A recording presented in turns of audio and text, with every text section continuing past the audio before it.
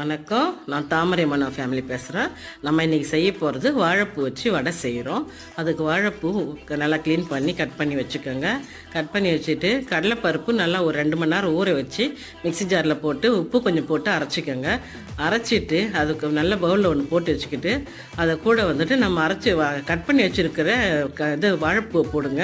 வாழைப்பூ போட்டுட்டு ஒரு 2 வெங்காயம் பொடியாக கட் பண்ணி போட்டுக்கோங்க. கூட ஒரு 5 பச்சை மிளகாய் கட் பண்ணி போட்டு கொஞ்சம் கொத்தமல்லி, கருவேப்பிலை, கொஞ்சம் சோம்பு போடுங்க. கொஞ்சம் சோம்பு போட்டுட்டு இஞ்சி பூண்டு பேஸ்ட்டு கொஞ்சம் போடுங்க.